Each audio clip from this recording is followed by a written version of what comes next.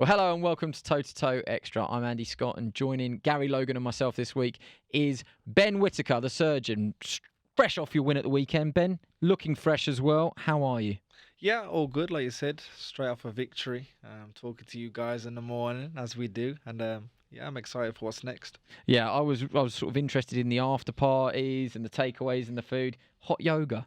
Been straight into hot yoga. Yeah, straight back to it. Straight back to it. You got to think of the end goal. So, like I said, I did what I said when I got myself a nice little five, guys, and I sweated it off yesterday in hot yoga, and I'm back to it now, back to reality. There you go. If I had to sweat off every burger joint I've ever been in, I've been in a hot place for a very long time. Now, it's story of the week, really. It's hot topic, showboating. Pretty good guy to talk to about it. I mean, there's showboating, and then there's Ben Whittaker in my mind. They're two different things. You're almost a whole new genre. But you understand that some people love it, some people love to hate it, and some people really offended by it. 100%. It goes down all different ways, but it's there's art in the weirdness. If I'm honest, there's a way to frustrate your opponent. There's a way to draw your opponent in. There's a way to create different looks and angles. And boxers do get it. They probably might not like it, but I do it for a reason. I don't just do it for the highlight reels and the little Instagram things. I'm actually doing it to tick off the opponent. You're a fan of what he does in between all that, aren't you? That's the truth. That's the truth. What he does in between it, the punching, is I'm a big fan of. He's just a welcome addition to the light heavyweight depth that we've got. The Azizes, the Boatsis, and Ben's well in that ilk. You know, we're going to be talking about these fights and this fight for many years, no doubt.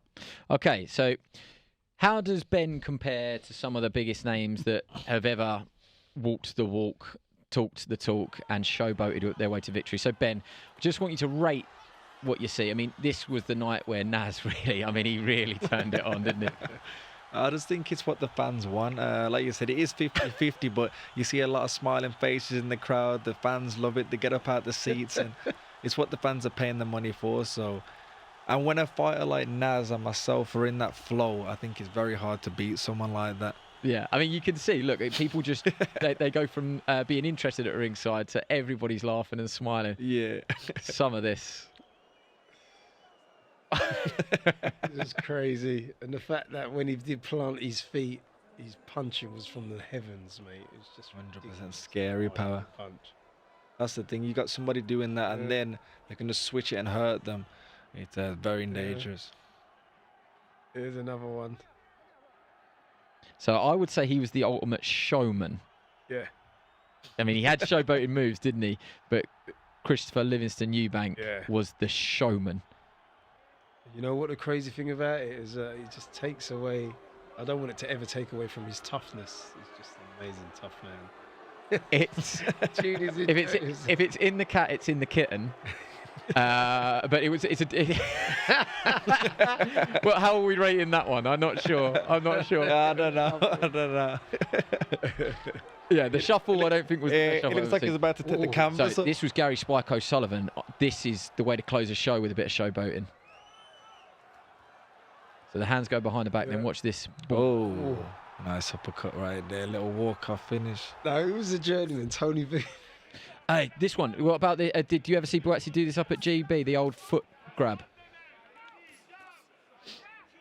Oh, Okay. Oh, unlike Josh. Okay. I saw Josh do something like that. Okay. look at that. I like it. I might have to do that next. Yeah, is that one that you rate? Yeah, I do like it. That was nice. This one is still doing the rounds. I've seen so many imitations of this. Yeah.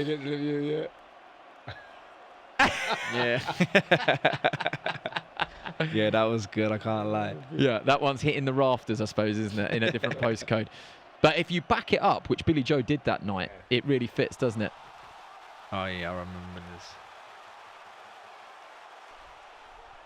Yeah, that was nice up the ropes. This is the... I think they all missed. Shoulder. Ooh. Yeah. He knew that he did it as well. Yeah, exactly. big. You've never seen a big man move like this, guy. Yeah, but then when you go like that, and there you go. that's Then where you it works. finish the show. And this is Gary. Just for context, the drunken master. Yeah. No, sorry, it's Roy Jones. Oh, don't Sorry, do it's that. just- Oh, you can never. Yeah. Roy Jones, the Flash against James Toney. Literally the Flash. He was that quick in his pomp. That is our little list. Gary, forgive me. Emmanuel Augustus was that TV's Far Away is what I thought we were going to see there. Yeah. The Drunken Master, which Ben has coined the use of that nickname. Yeah. Augustus had it was just he had a flow and a rhythm that nobody else could hear. No. He's like dancing to a beat that wasn't there. And that's what the best that the guys that stand out, they have something going on in their head that we're not on that wavelength. We're not on that wavelength. They're on a different wavelength. And the fact that he could counter punch off of it and move in the way he did, like he'd literally be limp and fire a fast counter. Yeah. It's like I don't know how he did it. It's incredible. Great to watch. What about the no-look boxing? So we spoke about it in the Toe to Toe podcast. The full episode is available to download.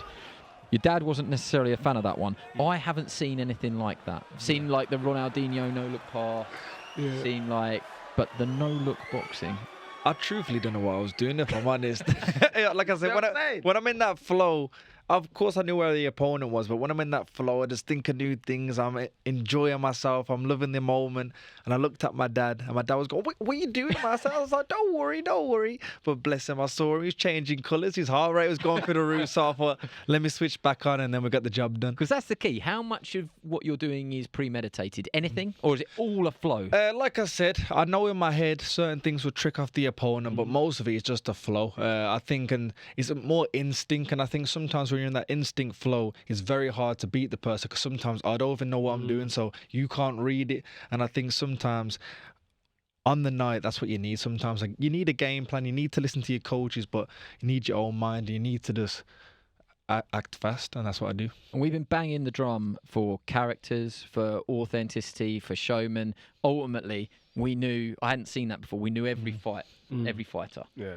Because they stick in your mind, and I think you're on the way to that. But what would you say to people that would say doing it at the level that you're at the moment is disrespectful, it's bullying, it's not for them? Yeah, I've heard it many times. But at the end of the day, you look back at my amateur history, I was doing it in the Olympic semi-finals, I was doing it in the Olympic finals, I was doing it in World Championship semi-finals. I've been doing this since a young kid, and it's not disrespectful, it's a way of boxing. Everybody's got their own style, and sadly, that's my annoying style. I want you to remove the word sadly, because it's not for everyone. Some people aren't going to like it. But as I said in the podcast, Gladiator, is this not why you're here? Is this not? Hey, look, he's spewing. Look, he's I can't. Just deep breaths. I'm going to win this argument with someone. We'll have to take him to yoga as well. Oh, yeah, hot yoga. Take him for a burger and a hot yoga. Yeah. I'd be like Apollo Creed's coach. You would be. Get this bum out of here. You would. And you could mean me. It is time for me to get out of here. Thank you, Gary. Most of all, thank you, Ben. We'll be back next week for more Toe to Toe Extra, and of course the Toe to Toe podcast to download wherever you consume your podcasts. Sky Sports. Feel it all.